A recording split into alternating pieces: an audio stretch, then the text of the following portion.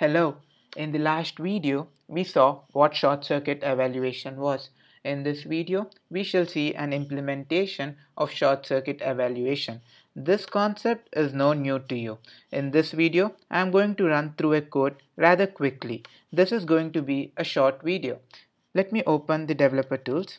Okay, I already have a file named short circuit evaluation, and in this file I am going to write down the code. Let us see what the code is going to be. Suppose you have a user field with name property in your database and you would like to execute a code only if there is a name in your database, and that name should not have characters less than 1. Let us see how we would do this without short circuit evaluation. Let's assume we fetch the data from an API and now we have a result stored in the name variable var name, and the name is Jasmine and it is being assigned to the variable name. I know the names are confusing, name and name, but you get the idea. Jasmine. Okay.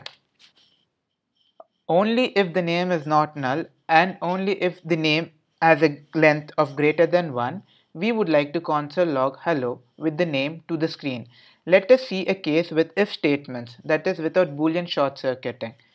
If name, we are checking if the data we obtained from the database as a name, and if it is true we get a truthy value, and after we get a truthy value we are going inside of the if statement and we are going to evaluate the other if statement, that is the nested if, and we are going to check if the name dot length is greater than 1, and if this expression, that is if this condition is true, we are going to get a truthy value and we are going to console log hello. I'm using template strings, that is I'm using ESX template strings to console log the name hello dollar, and inside of the dollar curly braces I'm assigning the variable name, and when I run the code we get the output to be hello Jasmine. We had to do nested ifs to accomplish this task. If name was not null, the if would have given a truthy value and we would enter the second if statement and check for the truthy value or falsy value.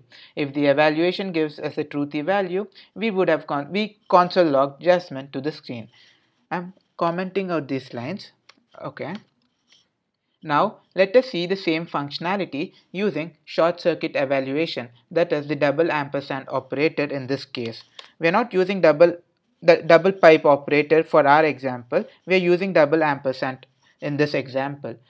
If, let me uncomment the name, okay, if name double ampersand name dot length is greater than 1, we are going to console log template strings again hello dollar name, and when I run the code, let me clear the console, and when I run the code we are going to get the output to be hello Jasmine. We are completing the same task with one operation.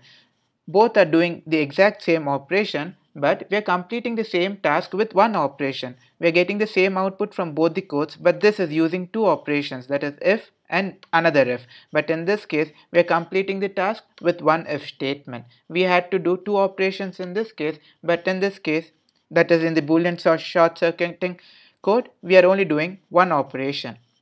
Here we are checking if the name is null or not null. Only if the name is not null, we are going to evaluate this statement, this condition. If the name would have been null, this wouldn't have been evaluated. This is the short circuit evaluation. I'm leaving the OR operator for you to experiment with. I'll see you in a bit.